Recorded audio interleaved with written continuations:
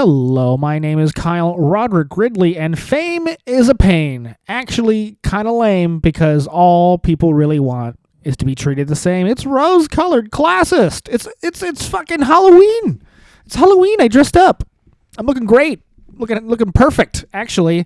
Candace Owens, she's back on the air, didn't get murdered. I'm celebrating it. And what other better way to celebrate Candace Owens being back than to dress like a Catholic?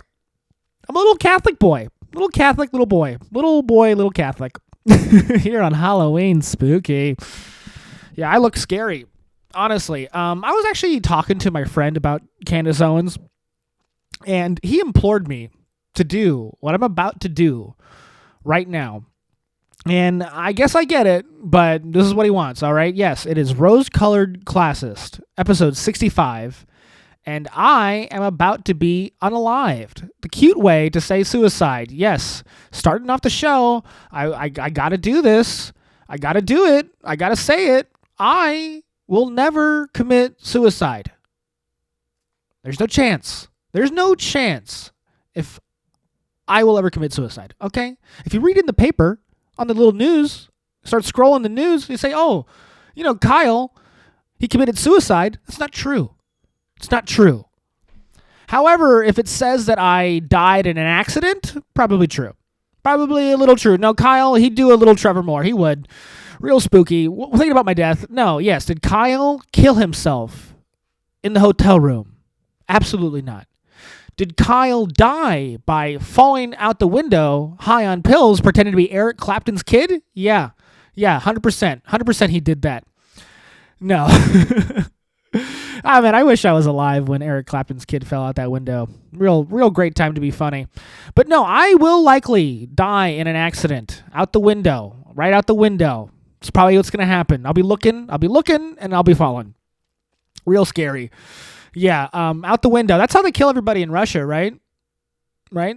And if you didn't know, that's actually where Eric Clapton got the idea to kill his kid. Is Eric Clapton still alive? What is wrong? It's Halloween, and I'm saying fucked up things. Okay? It's the wrong time to say something about him. It is the wrong time. When's the right time? Look, he just happens to be a famous person whose kid fell out a window. All right? That's why he's so referenceable. If there are tons of kids who die falling out windows. Tons of them. And if more people knew them, I'd be referencing them. But really, I'd be name dropping them. Emphasis on the dropping. Eric Clapton, he was probably holding his guitar. Probably holding his guitar when it happened, right? Right? He was holding his guitar, and then he sees his baby fall out the window. And in that moment, he realizes he should have been holding the baby and not the guitar. Comedy, everybody. Time to do a comedy program. It's Halloween. I dressed up. Is life going to be different? No, it never is. Kids, you're out there, you're dressing up, it's Halloween, you get the candy. They're just trying, this is a psyop to get you diabetes, actually. This is a psyop. It's spooky. The occult, it's happening. All right. If it wasn't for Halloween, would I ever have had a debilitating sugar addiction? It's a good question. Yeah, man, I'm here fighting against my own personal avarice. I'm just fucking running it, trying to, function in this scary, spooky world. No, some random lady on the internet recently, she asked me to do an interview. She's just getting her show started, and she asked me to do an interview. I have no idea how she found me. I thought she was a bot. I thought she was a whole bot. Hot bot. You'll see it. You'll check it out. The earbud fell out of my ear. Thank God this show isn't live. Yeah, no idea how that woman found me. I do want to thank the 200 new viewers who watched my podcast last week. And if you're a returning, you've obviously seen you've made a huge mistake. Really, no, the 200 viewers, they stayed on the podcast, an average of of an average of 2 minutes and 54 seconds. What the fuck? Is that really how long I'm tolerable for? 2 minutes and 54 seconds? If it's 2 minutes and 54 seconds, I am up from my record of 32 seconds. And that's feedback I've got in my own personal life. But really, I mean, what do I got to do, internet? What do I got to do to have you stay? Please stay. I dressed up for you. I'm trying. I'm trying so hard. Is my effort not enough? Is that not enough? I mean, what I have to go through to get any kind of fame in the comedy game, it is just embarrassing. All right. And, here I am, first segment of the podcast. Every time it's some comedy. And honestly, it's a tragedy. I'm tired of hating on comedians. I'm tired of hating on the fucking flow and movement of comedy. I want to draw something positive out of the genre. Okay, I want to focus in on who's doing the right thing, who's on the right track. What is all the good stuff that's Wait, I'm getting a phone call. Hold on, let me check this out. Hello, this is Kyle Roderick Ridley. Who is this? This is Michael Jackson. How are you? Michael Jackson? Aren't you dead? What is going on? Yes, I am dead, Mr. Gridley. I'm calling from heaven. Wait, you're in heaven? Yes, I am. Surprisingly, That is shocking. I cannot believe that. Well, I mean, I'm talking to the ghost of Michael Jackson, I guess. Is that what's happening to me? Yes, I'm here in heaven with all the children. But there's children in heaven. That's interesting. That's incredible. You doing anything with them? Well, we are celebrating Halloween tonight, and so we're having a whole lot of fun. We're having so much fun. All the children are dressed up in their little outfits, like a little witch or a little scarecrow, or maybe there's like a little pirate. In heaven. We have so much fun up here. I don't know if you know this, but heaven is a wonderful place. They have everything up here. It's kind of like a cloudy mall, actually. But there's a Krispy Kreme, which the children love the Krispy Kreme, and we have a Foot Locker when the children need new shoes or a little T-shirt or something like that. Or there's actually a Fry's Electronics. That's just, well, they're a dead company. That's wild. You're in heaven with children. Yes. Hey, here's a question. Yes. Are you meeting any dead children from Gaza up there? What's going on? Well, surprisingly, yes. There are some children from Gaza that are up here, and of course we welcome them as well. Into our little clubhouse here up in heaven. Because I love all the children. Right on. Here's a question. Another one. When the dead Gazan children get to heaven, are they intact? Do they have all their limbs? Well, yes. That's the thing about heaven. You get into heaven and you get all your parts back. So all the children are just as good as new. So we can all play our games that we like to play. And tonight especially, we're having so much fun here on Halloween. We're playing so many Halloween games. We played this one. It's called Bobbing for Zucchini. Oh. And, of course, we play this other one. It's called Find My Glove. That sounds like an interesting game. A nice, heavenly game. My favorite game, though, is it's Pin the Tail on Me. Right. I love this game. Oh, boy.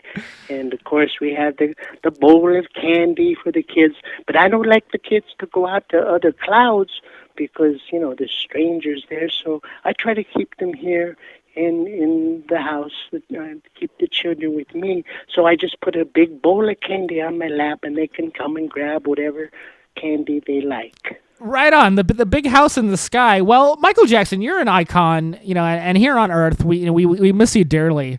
You're. Thank you. Yeah. Thank you, Mr. Greedley. Yeah, you're a real hero. I mean, but I like you too.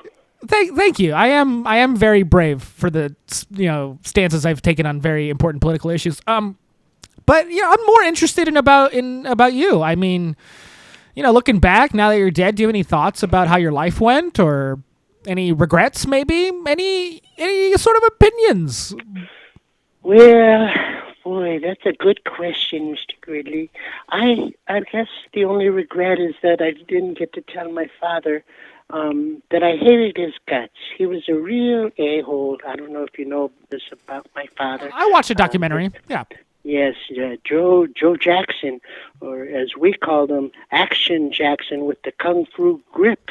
He was he was a very very mean man. He used to be a boxer. I don't know if you knew this, No, but I did not know that. yes, yes, he was. He used our heads like a speed bag, actually, poppity poppity poppity, and it was very tough. So that was a bit of a regret that I didn't get to tell my father how I really felt about him being such a real, just a big a-hole. You know, Yeah, a monster, if you could call him that. he was a monster, and he was the first person that actually I experienced racism actually Oh, through my really? father. Yes, he was. He used to call us the N word. He would call us N word number one, N word number two, N word number three, and so on. Except for Tito, Dad just called him stupid, ugly dummy. Right, the Jackson Five. I remember those guys. Right, well, We were big. We were big. We were big. We were on the Mike Douglas show. I don't know if you remember No, this. I don't It even know who probably Mike goes Douglas back. is. Michael Douglas, the guy who has oral cancer from Catherine Zeta-Jones' pussy. No, that's funny, Mr. Greeley. Are you a comedian? All right, Michael, what were you going to say about the Douglas show? Please tell me. Oh, Mike Douglas. He was such a lovely man, but he was a little bit racist too. Because one time we were on his show. This was, I think, 1973, and we just did a song, and we sat down afterwards, and he talked to us, and he asked us, he said, "How are you boys doing?" And I was so offended that he called us boys, you know, because Oh, that's kind of racist. well, right. Well, you have your own definition of what a boy is, don't you? Your own thoughts, maybe. Well, I think little boys are great. I love boys. Girls are good too, but boys are great. I Right on, don't. right on, Michael. Let's not dwell on the boys and girls here. I actually, I Well, this I is like talking about boys. no, I Boys are understand. great. No, Macaulay Culkin, he was one of my favorite boys. He was so great. He'd come over, we'd have sleepovers and pillow fights. And, oh, it was great. We'd play with the garden hose. the garden hose. What did you do with Yes. the garden hose, Michael? Well, just squirt each other with the garden hose out in the yard. Just running around and just squirting each other. It was fun. It was just good, clean fun. Okay, all right. You know what? That's interesting to hear, but I have my own question, and What's that? I was never really a big fan of your music. Sorry, but you were like one of the richest people on earth during your time alive, and there's actually a rumor about your death. What's that? The rumor here it is that you were trying to buy the Beatles catalog, right? That's true. You were trying to buy Yes, the yes. yeah. At one time, we were trying to negotiate that deal. Yes, that is true, Mr. Grady. Well, thanks for confirming that, Michael. Well, following up on that is that you were trying to buy the catalog, and the people who own this, billion-dollar music catalog were Zionist Jews, and they killed you. The Zionist Jews killed you, so you could never take ownership of an incredible revenue stream for these Zionist Jews. What do you think about that? Absolutely true. Yes, the Jews killed me. Mm-hmm. They Wild. did. Yes, yes. 3 rabbis showed up to Neverland, and they fooled us, to get through the gate, because they were pretending that they wanted donations for the temple that they were going to build there, but they came in and they machine gunned me to death. Right on, right on. How did you confirm this? I mean, it's your personal experience, but how did you know they were Zionist rabbi Jews? Oh, they all look like Woody Allen. Right on. Well, that makes a lot of sense. You didn't hear it from anyone up in heaven that could corroborate your story, or? Well, let me look around. I think, there's some Gazan children, some dead Gazan children. They'll probably tell me. They know. Yeah, I'll ask them. Okay, well, right on. Have you asked them already, or? I'll ask them in a minute, okay? Don't rush me. It's 7, okay? We take our time. Okay, well, right on.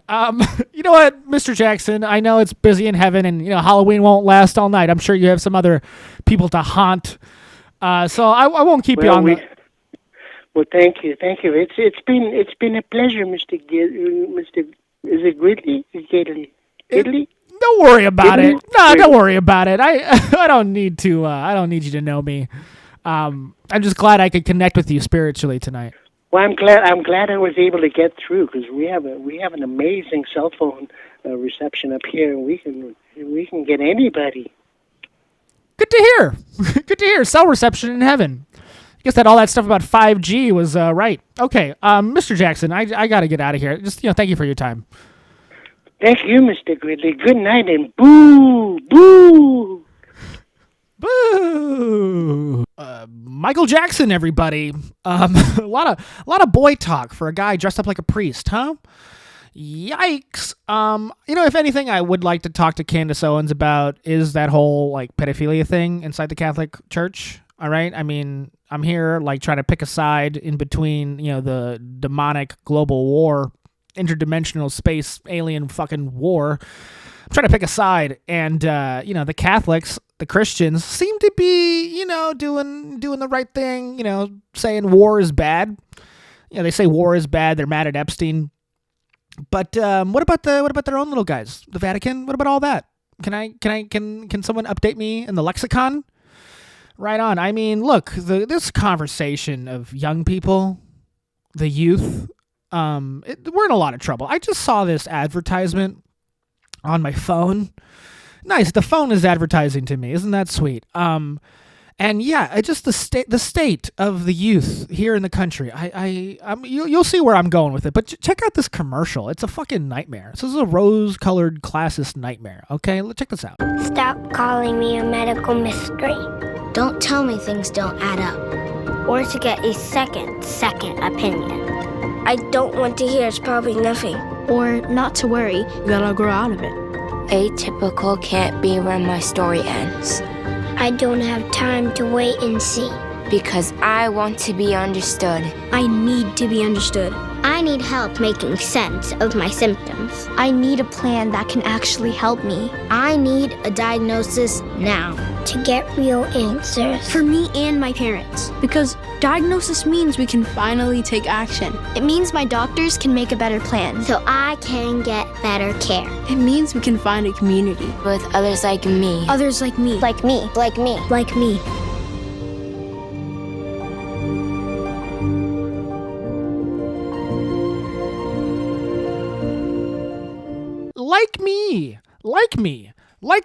Like me. Yeah, do a little genetic testing so we can find people like me. Little kids.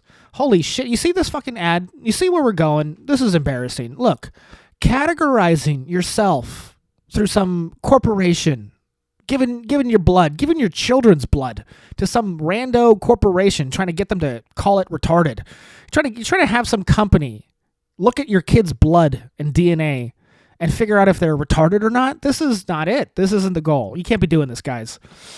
Yeah, I'm a Catholic priest talking about kids, showing a few pictures. Were they AI kids? I'm so disturbed. It was very disturbing looking at this advertisement, seeing what people are trying to do with your children.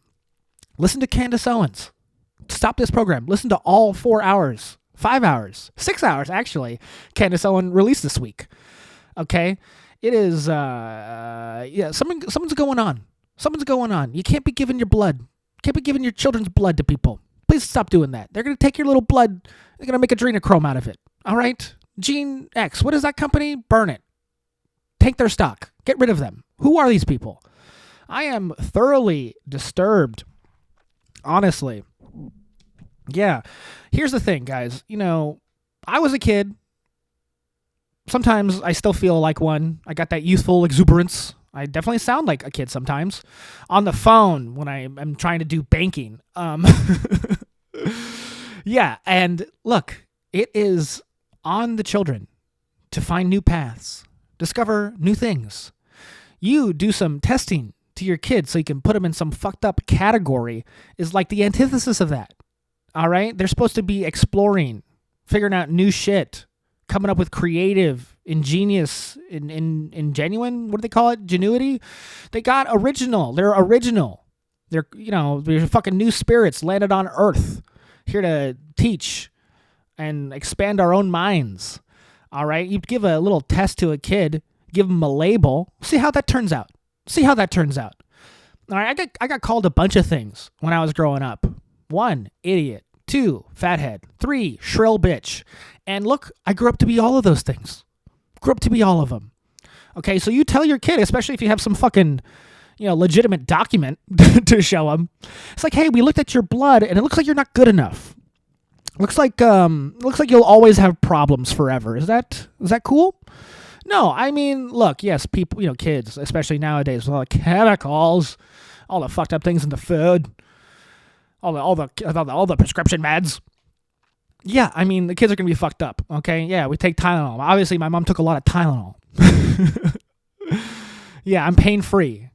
I grew up with a lot of Tylenol in my blood, and I understand the frailty and the fear, but I really believe that you can work through it without giving your kids DNA to some random corporation. Okay, I think you can do it. If there's any people who have kids listen to this program, 1, you're not using your time valuably, and then 2, hey, give your kids a lot of options. Give them a lot of options. Say, hey, you're not a cripple. You're not retarded. I'm not saying like you're supposed to be differently abled or whatever, but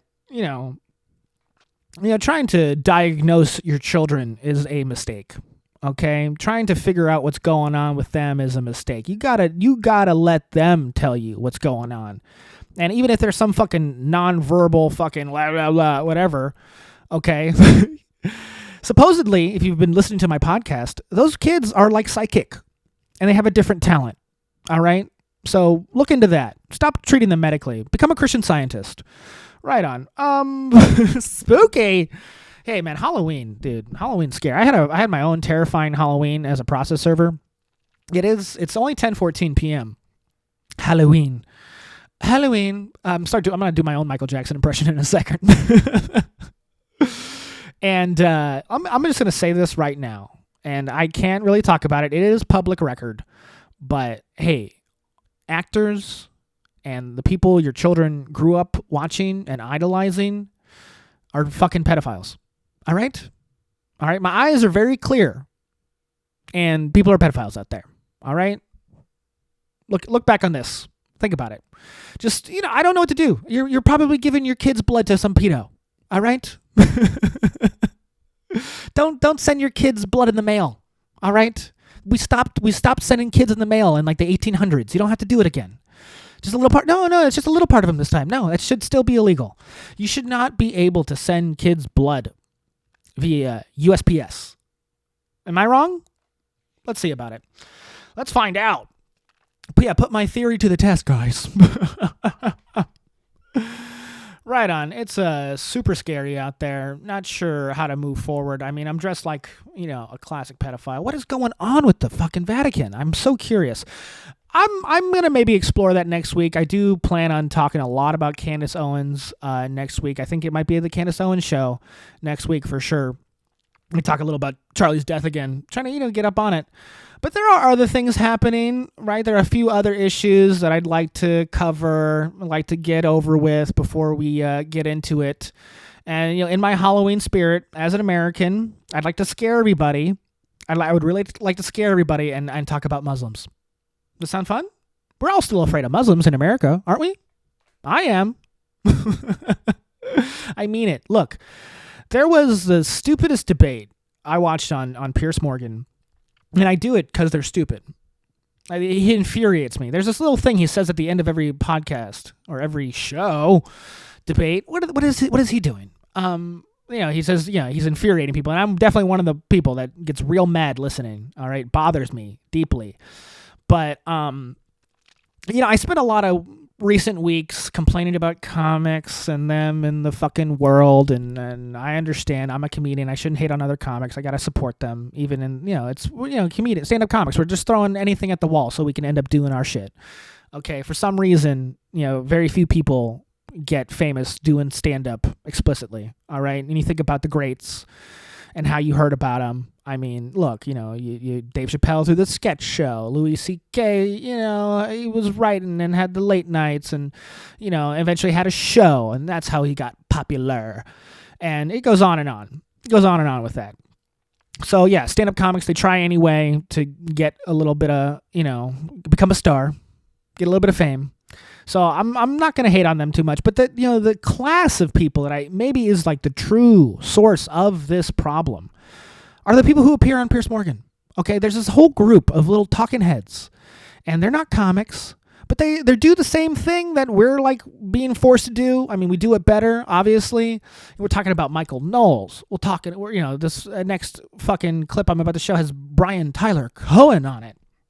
If anybody knows that cuck, that little spiked hair cuck. And Michael Knowles is not better. Okay, this is the people I really hate. The people I really hate, the people I think are actually poisoning the dialogue, because whatever their purpose is, it's not to have fun or illuminate, and not even be a journalist like fucking sweet half black girl. She's not half black. I'm racist. She's just light skinned. I'm sorry. I'm gonna pray the rosary right now, Candace. I'm sorry. Will the rosary cure me of my vague racism? Please let's watch this clip and get educated on it. Matt Walsh and Mehdi Hassan explain what he thinks it's about. Think that if you can play church bells, you can pray the call to prayer. Isn't it okay for Muslim Americans to broadcast a call to prayer? I mean, let me add right now, within reason, of course, and in accordance with all local sound and noise ordinances.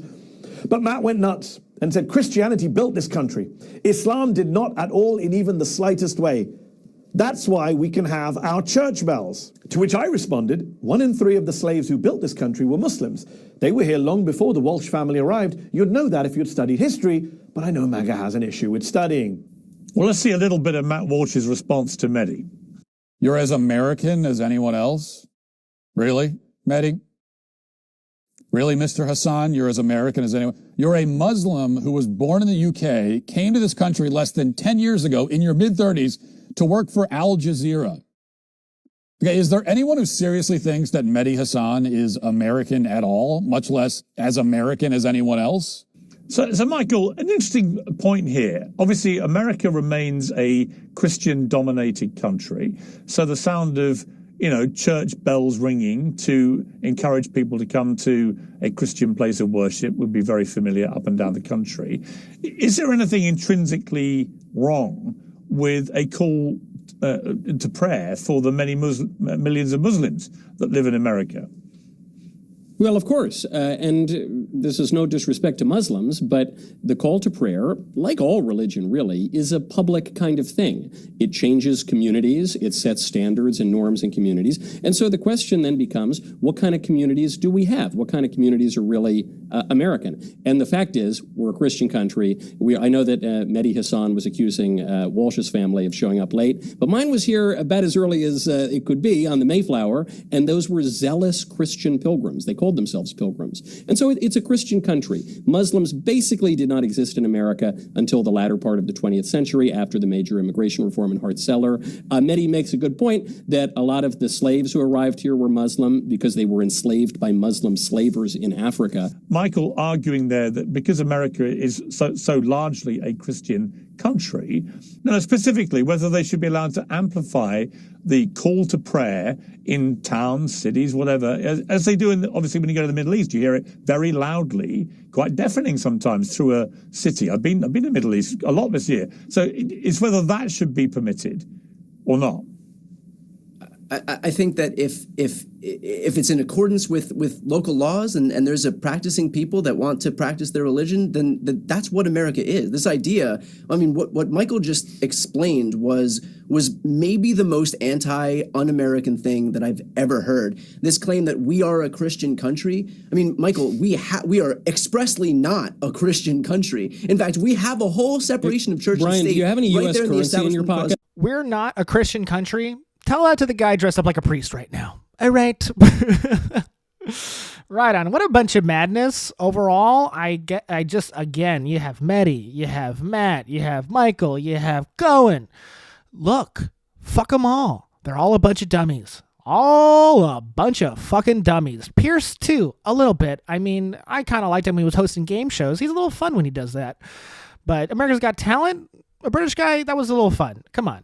But the idea is that these people have opinions that we all should give a shit about. It's ridiculous. It is ridiculous. No one likes Michael Knowles. No one likes him. No one wants him. Brian, Tyler, Cohen, no one likes you. At least not normal people. Look at the views. I mean, do you have as many views as Tucker Carlson and Nick Fuentes? If you're not even doing that, then what's the point? We will be playing their podcast later tonight. I do want to talk a little bit about the issue they're bringing up, the issue where Muslims in America, they want to have the call to prayer on loudspeakers. They want to put the calls to prayer right on their shoulder with a boombox. They want to walk around and play the calls to prayer. And I'm going to say this right now. I will not allow it. I said that right. I will not allow it. That's what I meant. Please, out there in the American country right now, do not make any laws about it. Any laws about it. Okay, this country has freedom of religion. Everybody knows freedom of religion, but what about freedom from religion?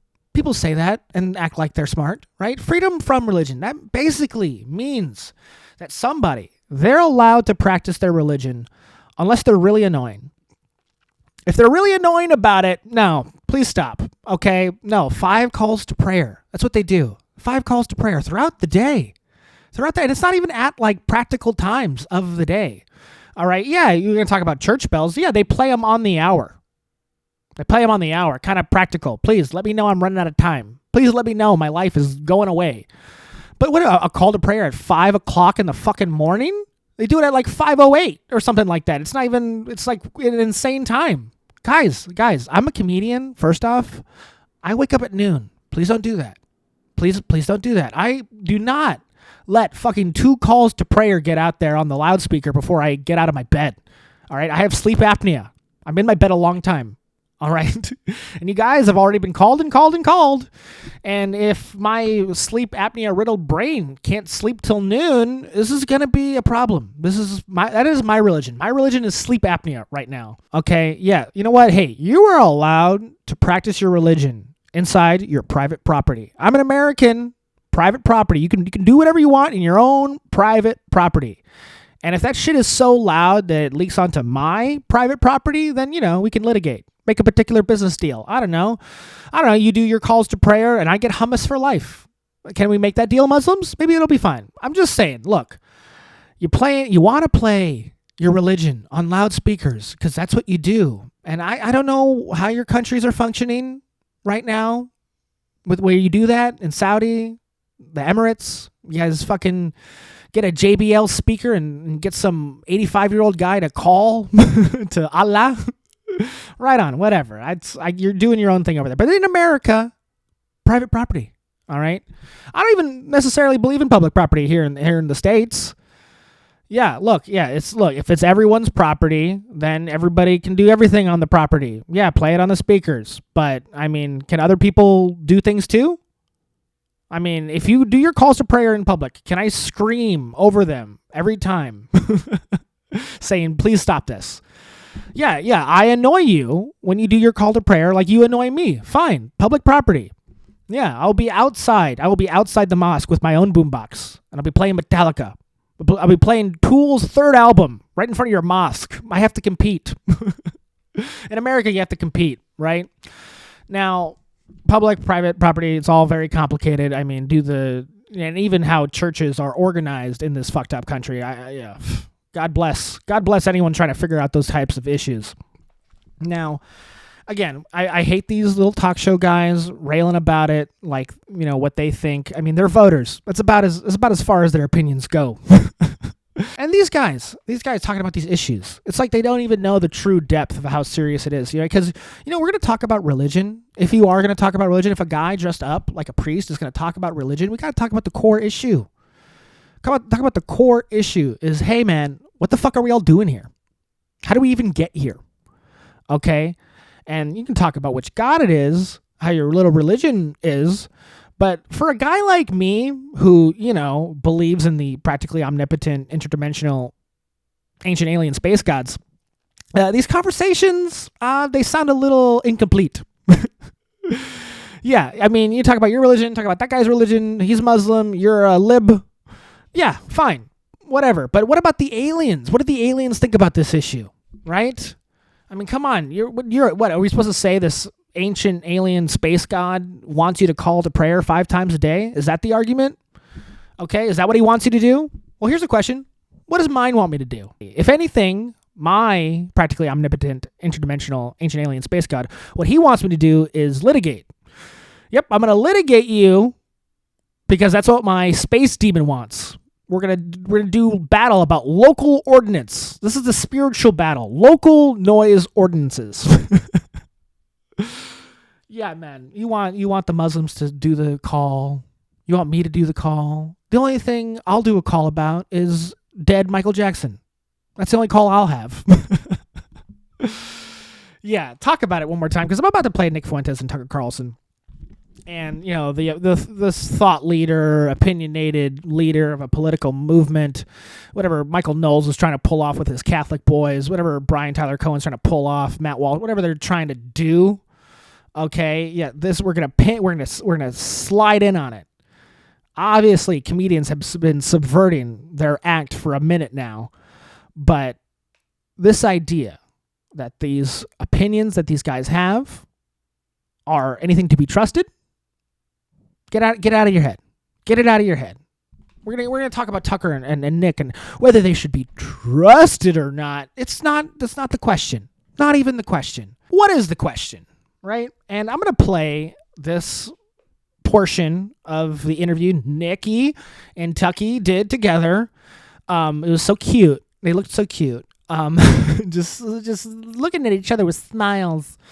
I'm going to play a little bit and then, talk about the meaning of it and, what it takes to really trust these fucking talking heads, huh? All right. Hey, Nick, Tucker, you orators, get on with it already. And look, Tucker, that's why I'm sitting here, Right. I mean, because we had a contentious dialogue. Well, I thought you were a Fed. I thought you were a Fed. I was a Fed. Yeah. I'm not a Fed. But whatever, I don't care what people think. We showed each other a badge as we know well. No, but I thought you were a Fed because I was like, why not? It's not cucking to say you're not talking about all Jews when you oppose a foreign policy position. It's not. There's nothing liberal about that. It's just true. That's the Christian position, okay?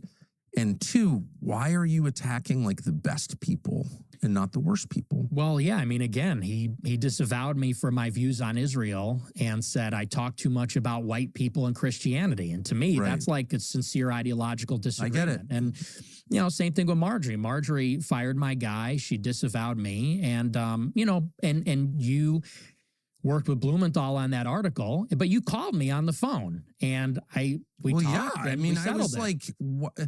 From my perspective, this is all so stupid and inside baseball and whatever, but for the record, I was like, first of all, who is this kid? I'm working at Fox News. I'm aware there's an internet, but I'm more out of it than you may appreciate. And I'm like, out of nowhere, attacking this one. I had Joe Kent here to my house and did this interview with him. And I'm always in search of a sincere politician. Don't have to agree on everything, but I really believe sincerity is the whole game. If someone's heart is pure, he will be brave. I always have thought that, and it's turned out to be true. Marjorie's a perfect example. Sincerity. Sincerity. The thing a comedian hates the most. So frustrating. So bothersome. I look at these guys, and, first off, I just want to say, it was a great time. It is entertaining, and I should respect that more. But how that interview was entertaining, the whole interview basically was kind of like a real Billy Madison. Just like, Tucker's Sandler and he's just talking to a kid in the scene.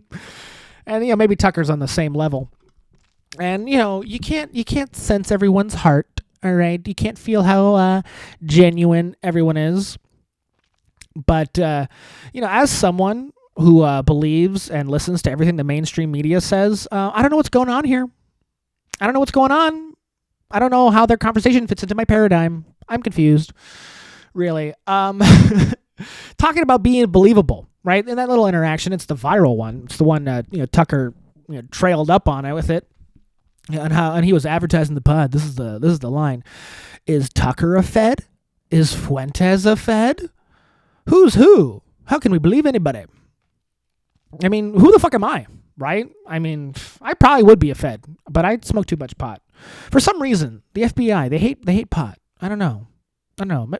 Maybe they hate pot because, at the highest levels, the interdimensional ancient alien space gods that influence you when you smoke pot, they're probably fighting against whatever interdimensional ancient alien space god is in charge of the FBI.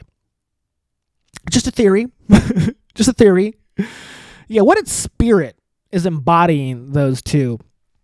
And then this is an important thing to talk about because you want to believe them. You want to get on their side. Either or, right? You want to believe somebody for who they are and what they're saying. But this is the thing when you listen to these ideas, all right?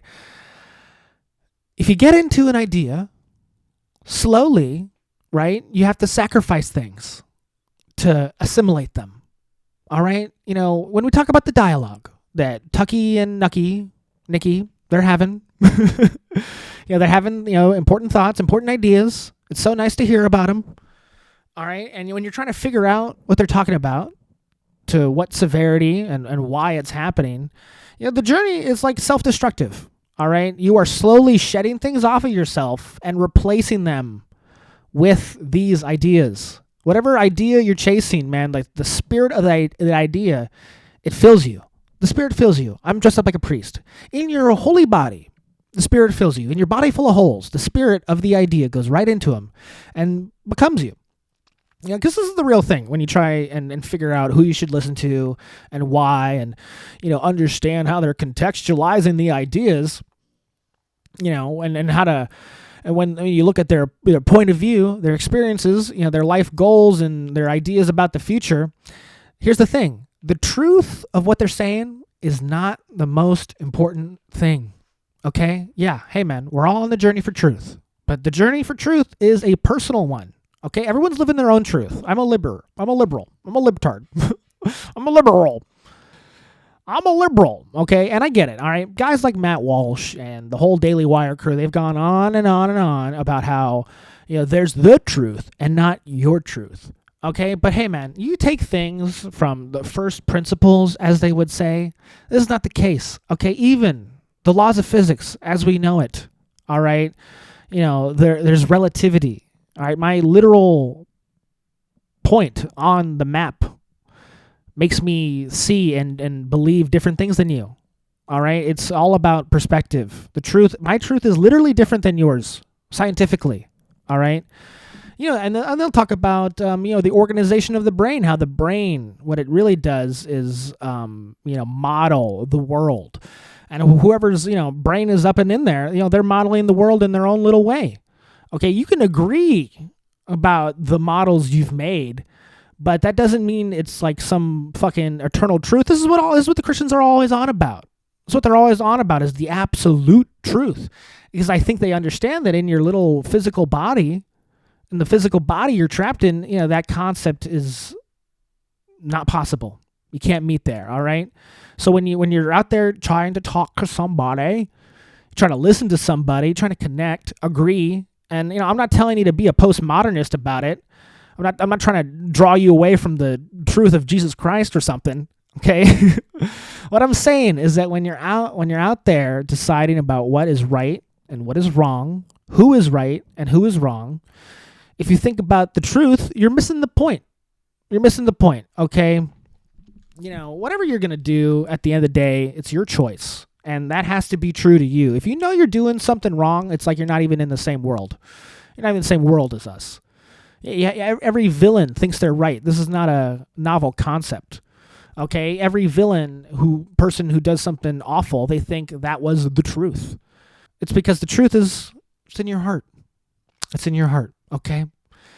And yeah, you gotta explore your own feelings, all right? If you have conviction or shame about something, then that's up to you, man. All right, discover your own path. You listen to these guys in these fucking shows. I mean, come up with your own fucking ideas, man.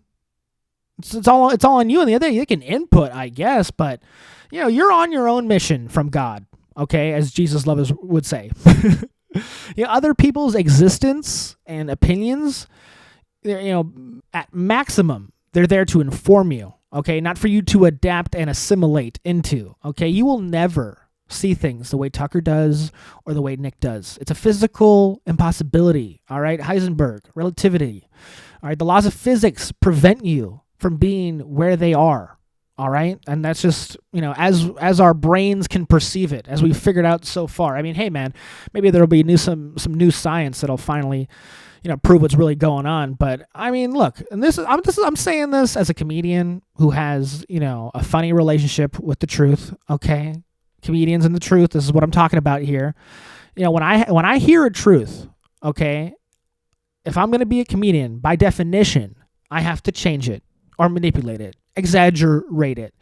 And it's my impulse to do that. And that's, why I've chosen the profession, as they would say. But maybe, if I'm honest about it, I think the reason I do that, it stems from a deeper philosophical thought, that ties in with these religious ideas, with my ideas about aliens, drugs, the rest of it, okay?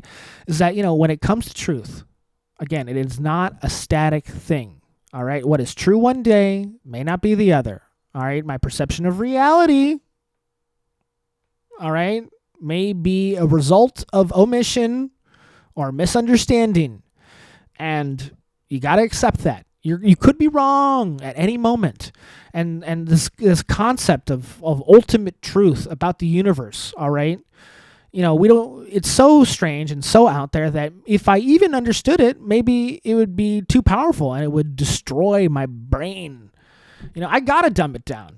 As a comedian, I got to dumb things down. Take some power out of it. Understand that. Truth is a pursuit to some place, all right? And if you think you got there, you're wrong. It's a big mistake. I'm a comedian. I don't believe in that. All right. But if you get to a place and it's finished, it better be a joke. All right. Because to say that you got there and it is like an impossibility. And you better be kidding. Because if you think you got to the truth, man, you have some kind of deeper knowledge that I'm in desire of. Because philosophically, I have figured out that we're all just here making it up, modeling it, all right? And, when you talk about, the facts, right, history, right? I'm a comedian, I'm an artist, there's a creative process, but there's this other thing where you process things creatively, okay? I'm being told over and over again by all of these characters that a lot of history was a lie, okay?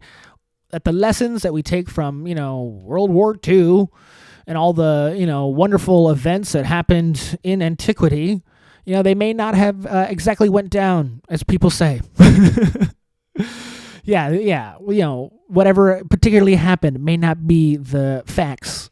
And what I consider the truth may be like a personal construct in somebody's head. They've modeled out the world in their own way, and they've tried to convince me about it. All right? The thing about history, the thing about even, recently past events, is that what you actually should be taking from them is a lesson. Not the facts of the facts of the facts, but you're supposed to, make that story an allegory, a lesson, a metaphor. All right? You're supposed to take the lesson and then apply it to the future. All right? Whatever, specific moment in history that happened and we're trying to get to the truth of, it's not about what actually happened. It's about how to take a lesson from it and apply it to your own life. All right? And in those situations, all right, it doesn't always have to be perfectly true. All right? We all watch Lord of the Rings. Something doesn't have to be true to influence your life and make it who you are. Yeah, you can understand a moral paradigm from a fictional story. And at some point, it's like a lot of these stories are practically fictional. You think that, a particular outcome in some historical event will have you understand a different or better lesson about it. I mean, this is the thing about the truth. Who dies and who lives, and if there's a heaven and if there's a hell. You just gotta, plan for your own future. Because you don't know. And it's damn near impossible. Right on. Okay, I'm gonna try to end fun if I can. Nick and Tuck are talking. It's a nightmare. To these people, they do have a little conversation about porn that I think was a little fun. It was a little fun. And if they're right about it, perfect. If they're wrong about it, perfect. Take the lesson, take the story, apply it to your own decisions. You know what's right in your own heart for you, okay? So, you want to keep watching porn? Watch this first. What is porn exactly? Like, describe how available is porn? What is it? I know what porn is, but like you said, it's a huge factor in the lives of young men and a bad factor. Why? Well, this is another thing where it's reality distortion. That's kind of the theme. Just like psychedelics distort reality, just like a kind of internet society is a form of delusion, so is porn, in the sense that, a lot of people maybe don't realize, and we talked about this a little bit, people are getting turned on to porn when they're like 10 years old. And when you are going through puberty, when you're developing your sexual faculties, how could you stay away from that? Every kid has a phone, every kid has an iPad, and every iPad and phone is, if you know what it is, loaded up with porn. And it's infinite and it's ubiquitous and you can get every kind of it you want, whenever you want. It's in your pocket. And so something that is almost never talked about is that this is a generation that's totally sexually dysfunctional, I think, because of pornography. And some people are able to cope with it. Some people don't have a problem. But I think a lot of people, and maybe even a small minority, have a serious problem with it. And How does it make people sexually dysfunctional? I think that it's impossible for a real woman to compete with the availability and the novelty of pornography. A real woman, like without getting graphic, she's only one person, and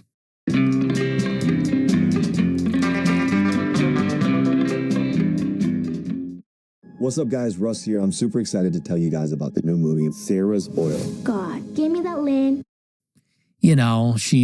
Maybe she wants to do something sexual, maybe she doesn't. Porn is, you could have 100 different women in one sitting doing anything. That whatever niche or idiosyncratic thing a person might be into, it's there. And so I think that novelty combined with that availability, it makes it so that, when you think about courting a woman, juice isn't worth the squeeze. And so there's like also a problem of like erectile dysfunction, people that can't enjoy regular sex because it does not compare to the intensity, the novelty, and the availability of porn. It's hyper stimulation. And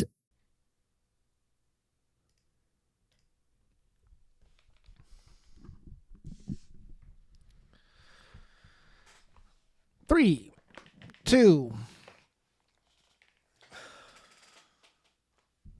one. Okay, maybe they're right about that. They're saying the truth right there. Yeah, pornography. Hey, I'm going to say this right now. All right, you think porn is bad for you? Maybe the times you jerk off is like the only thing saving you from killing people. Maybe even killing yourself. Getting that energy out. All right, maybe porn is actually saving your life. Okay, maybe you'd kill yourself because you were so in love with a woman, and then when she left you for someone richer and smarter, instead of just, killing yourself and her new lover, you just jerk it off. You just jerk off a little bit. Jerk off to some cool lady who seems nice. Huh? Yeah. Lots of ways to think about it. Porn, come on. I mean, I'm in California. This is one of the benefits of the state. It's not illegal yet. Yeah, maybe it fucked me up. Maybe it did. Let me think about it for a second, actually. I'm dressed up like a priest right now. The first porn I ever watched, it was a softcore lesbian vampire porn on Cinemax. I was like 12 or something like that. and they had a charter cable, and then I'm like switching the channels, and I come across some lesbian vampires, and I didn't see no puss, but I saw a little bit. All right, okay, and I remember watching it, and I was ashamed. Okay, I was trying to hide it actually. My dead sister was across the hall, and I'm looking at these lesbian vampires sucking each other off. I had a lot of shame. I had a lot of shame about that. Yeah, it would have been real embarrassing getting caught. You know what's embarrassing actually, because that's actually not the first time I watched porn. It was the first time in a long time, but because I was a kid. Michael Jackson, remember that time? Look, the first time I actually watched porn. Here's the truth. I'm gonna stop lying for a second. The first time I watched it, I was in Guatemala. I lived in Guatemala for a while when I was 9. And on a Guatemalan cable, I mean, I'm an American kid, and I go to Guatemala, and I'm like, what the fuck? Where's all the channels? Where's all the channels? And so I'm flipping through the channels, and I came across a porn in black and white. Okay, and I think it was during Christmas. To be honest, I think it was during Christmas, and I swear to God, I'm in Guatemala, and I watched a black and white porn of Santa getting blown. Yeah, and what's so weird about it is the only image in my mind when I remember that, I don't remember anything except a large fat man with a long white beard and a big belly getting blown. And like the camera was like a God's eye down on him while someone was going down on him. But I just saw him basically with the back of the lady's head. And am I fucked up because of that? Am I wearing a priest outfit, talking to myself in a studio apartment with weird glasses on? You know, what's so funny about that is, so I watched that. You know, I don't think I jerked off. I better not have. I don't think I did. I think I just watched it intently with a lot of confusion. And I remember waking up the next day, and my mom, she comes and talks to me, and she says, I know what you watched last night. And we had a conversation about it. And at the end of the conversation, I asked, how did you know I was watching it? And this is a big reveal. Maybe I should have said it earlier. But at the time we were staying at this place with a lady and her mentally disabled kid. I think they were my relatives. I was in Guatemala, and I was staying at this lady's house, who I think was my aunt. And she had a kid with a mental disability. And evidently, the kid was up when I was up, and he watched me watch the porno, and I didn't see him. You know, how mentally disabled was he if he hid from me at that time? Or how awesome was that old man? And he told his mom, and then his mom told my mom. And I got ratted on by a retarded relative of mine. Can you believe that? Can you believe that? What's going on? How did I get caught like this? Yeah, it was one of those kids that should have sent his DNA to that corporation. And I got wrapped up. I got caught up, and I was real scared. And I didn't jerk off for a long time, but then, you know, religion got in my life when I was 10. I accepted Jesus into my heart, and I got real weird about it. And I didn't do anything. I was like, this is bad. Shouldn't do it. This is bad. And then I remember I was in a bath in Florida when I was like 14. And I was in the bath, and it was nice, and it was warm, and I was like, you know what would make this perfect? If I jerked off.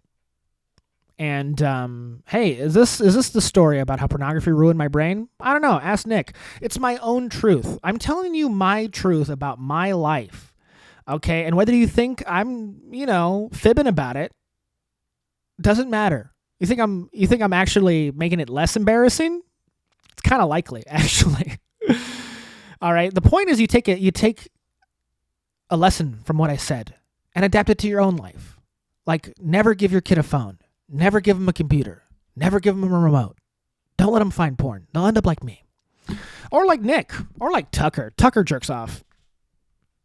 He looks like it. Anyway, was that the podcast? I mean, I don't even know how long it was. I did this one in a reasonable amount of time. You're welcome. I just didn't have any plans for Halloween, so I decided to do it tonight. Spooky. So scary. Man, just enjoy it. All right. Thank you so much. Like it, subscribe to it. Just feel dumb watching. Feel dumb listening. I'm supposed to make you laugh. Come on. If I got 12 laughs out of you, this was worth it. If I got 9. If I got the same amount of laughs as years I had when I was jerking off to old Santa, then I did my job. Okay, that was it. I'm gonna do an interview with a random lady on Sunday, and I think I'm gonna release it on my YouTube channel. And who knows how that'll go? Dude, you're gonna see that I'm such a normal person and like really funny and charismatic. Because honestly, I do my best work when I'm talking to other people. And here you are, you're seeing the worst of me, seeing the best of me. You're seeing the worst. I do my best work with other people. And that's why I talk about the practically omnipotent, interdimensional, ancient alien space god so much, because I'm trying to remind myself that I'm never alone.